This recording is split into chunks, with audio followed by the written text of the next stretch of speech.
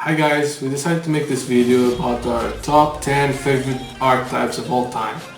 Uh, at my 10th spot I put Burning Abyss. Why? Because Burning Abyss is a fast deck that you can swarm real easily and make Dante a lot. Also Beatrice is a card, it's really powerful, allowing you to send far from your opponent's turn and banish their cards.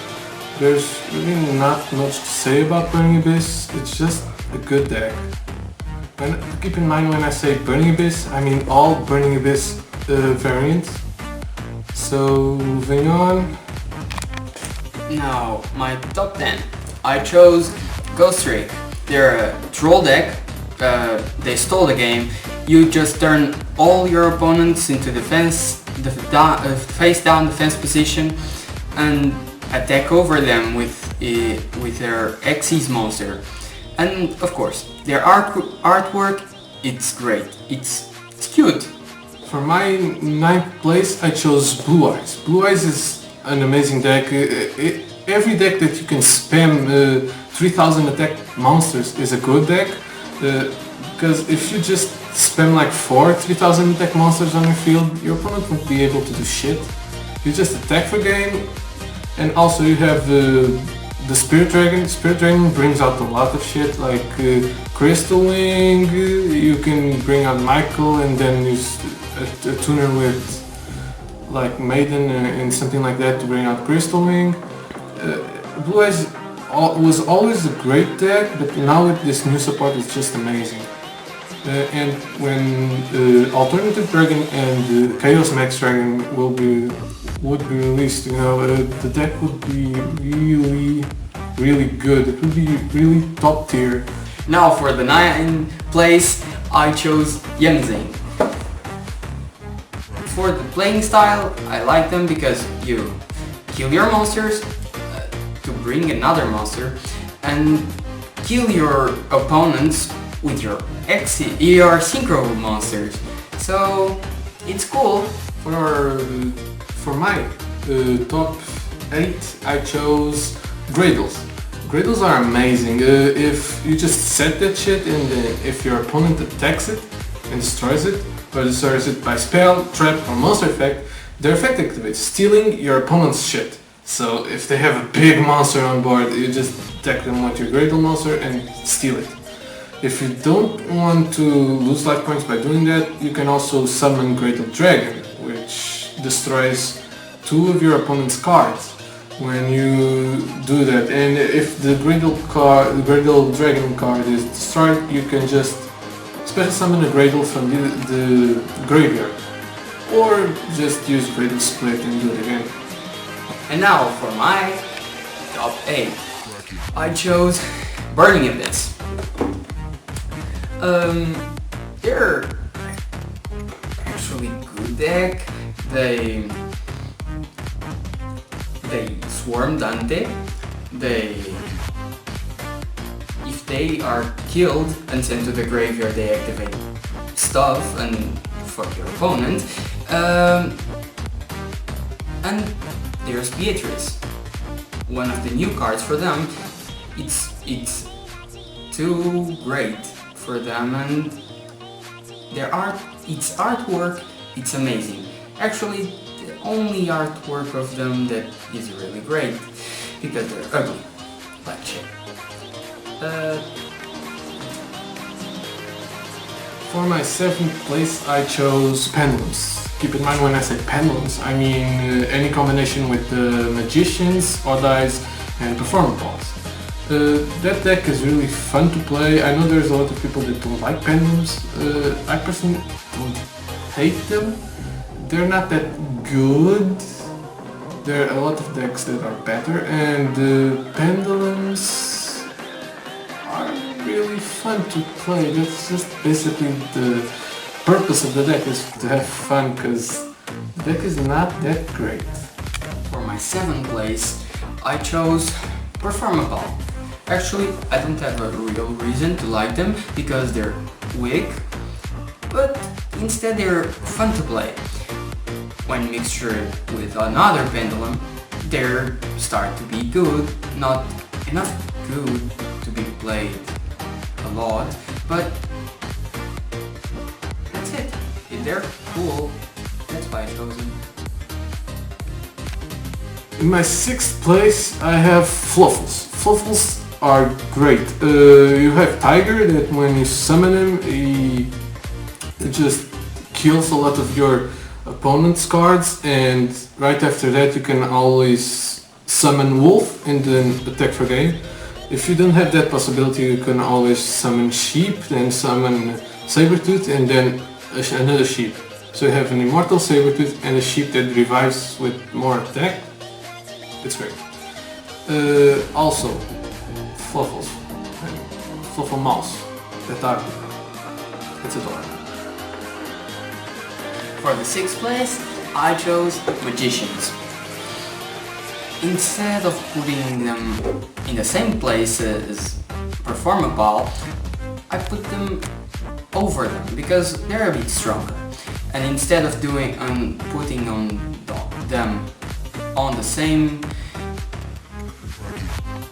place like my colleague here, I just put them separately because they're different, but they in mixture they do a great job.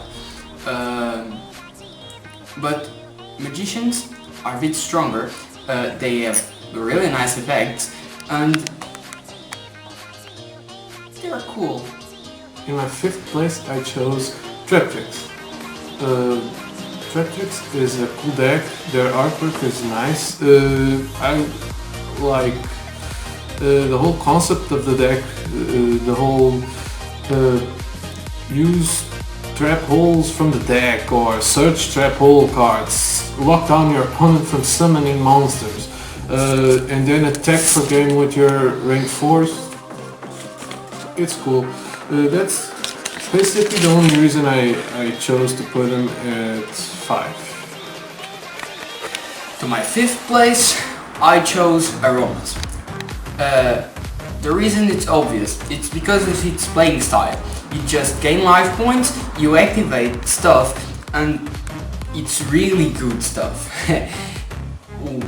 For example, you have Bergamot. When you gain life points, its attack raises, and he has the piercing effect that is going to do some damage to your opponent. Or you have Jar, that was my first card, and I really liked it because it wins you a turn and it gives you life points that you want to, because you are playing an Aroma. You want to gain as much life points as you can to activate all the stuff. I never really understand why didn't Aroma deck was not playing in TCG tournaments, because in OCG he won some tournaments, so I didn't get why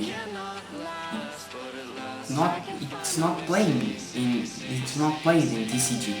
That's all. In my 4th place, I chose Despots. Despots are awesome. They have this new card called Despot 009. It's just like One Punch Man, the Saitama in the deck. You just summon it with a bunch of Despots, gain their attack, and one punch per game because your opponent can activate shit when you attack with Despot 009. Not just Despot 009, because you also have 003 that when it's normal summon you can just special summon a Despot from the deck. Any Despot. There's also Despot 4 that can attack over anything, and Despot 2 that searches all of your other Despot cards, including the new field spell Despot Place. It's a really cool deck with a lot of consistency and combos, and it can beat meta decks easily, but you have to open with certain cards. That's the downside to it. It's still my favorite, one of my favorite decks. That's why I put it in 4th place. 4th place. Earthbound. Let's talk about it a little. It's an old deck from 5D's era. It was a really cool deck, but not... People didn't play a lot of it, but it's really amazing. Any deck that has a field spell, for example Monarchs, are good with them. Their effects are just too great. I personally love Uro, but there's another ones like the monkey and the bird. It's really hard to get over them, and you can easily kill your opponent with direct attacks. So it's basically that. So we're moving on to the top 3. So in my 3rd place I have Cosmo. Cosmo is a really fun deck to play. I like its playing style, like the old banishing monster to summon a monster, and if that monster dies you can summon another monster from the deck. It's amazing. Their individual effects are also great. You can do a lot of crazy combos with Cosmo.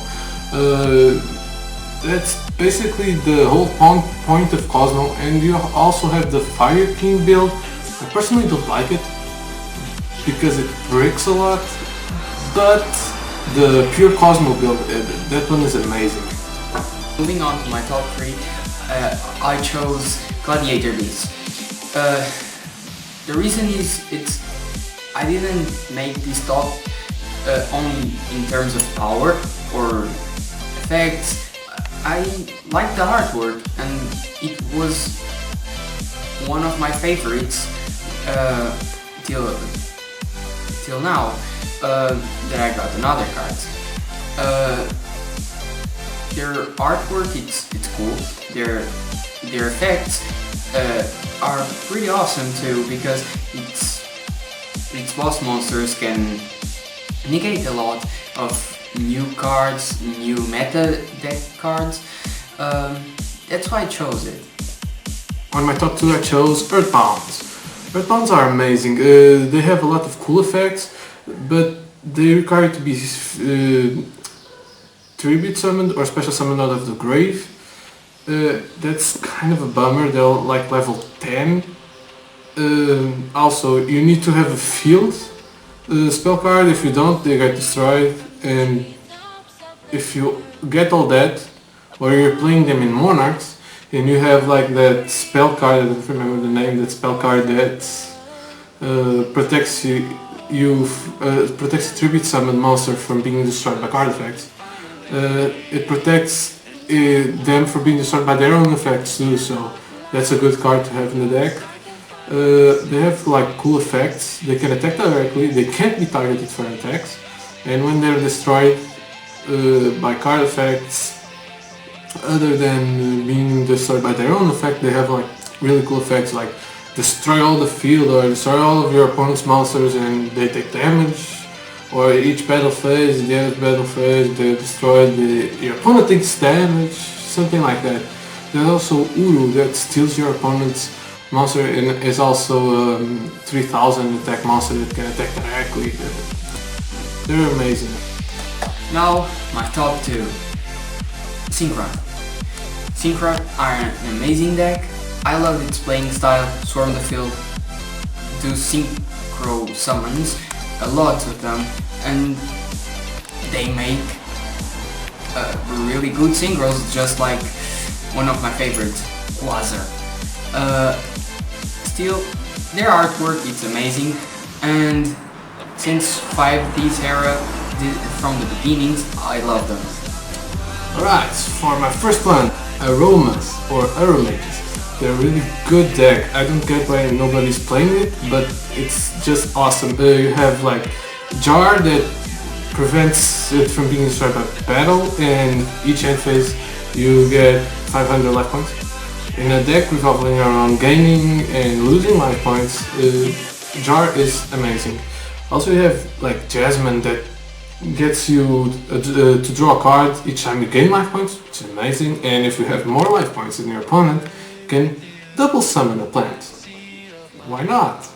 And then you have like Kananga that lets you return a spell or trap card from the field to the opponent's hand, and if you have multiple Kanangas on the field, like 3, all your opponent's monsters that they have or will summon in the future lose like 1500 attack points. It doesn't seem like much, but it's actually a lot. It makes all the difference. And if you have Rosemary on the field and you gain life points, you can switch a monster from attack to defense or defense to attack, whichever is better for you. And if you have more life points than your opponent, you can attack like a Cosmo ship and send it to the graveyard, and their effects won't activate because when a plant attacks and you have more life points than your opponent cannot activate monster effects. Then you have Bergamot. When you gain life points, he gains 1000 attack. He's like 2400 already, so 34, 44 during your opponent's turn. Okay, that's retarded because he also does piercing. If you have a high attack monster on the field, your opponent normally would play like monsters in defense. When you attack him, the piercing. It's stupid. Then you have like the traps. There's Dried Limbs. When you gain life points, you destroy an opponent's monster, and if you have more life points than your opponent and control an aroma monster, you can pay 3000 or more life points and destroy a bunch of monsters your opponent controls. Also there's Humid Winds, that if your life points are lower, you gain 500 life points off that card, and you can also pay 1000 in the deck that you're most likely to have more life points than your opponent. Paying 1000 won't be that much. Search an aroma monster. That's basically the searcher of the deck. Then you have like this field spell that makes you gain 500 every turn, and when you gain life points, all your monsters gain 500 attack defense. That may not seem much, but it's a way to make your Bergamot like 5000, 6000 attack. So that's basically why I love Aromages. Also the artwork though, Aroma Jasmine, really cute. It's one of my favorite artworks of all of the game. Finishing with my top one and favorite deck, it's Blackwing. I think Blackwing can be competitive. For most people, it's just a tier 2. I really understand that because most of the times you just win a battle if you have the right cards in your hand. But if you don't open with the right cards, it will be slow to kill your opponent. Anyway, it's one of my it's my favorite deck of all times. For those who don't know, I love synchros. I love synchro decks because of its swarming power that brings a lot of synchros to the field. That's why it can be competitive. This is the end of our video. Either way, this is our top. We are not saying that's the best decks of all times, but thanks for watching. Don't forget to leave a comment, like and subscribe for more. Please don't forget to disable adblock and click on some advertisement. It really helps, and share as much as possible because we need subs and we are hoping you enjoy our videos. See ya in the next one.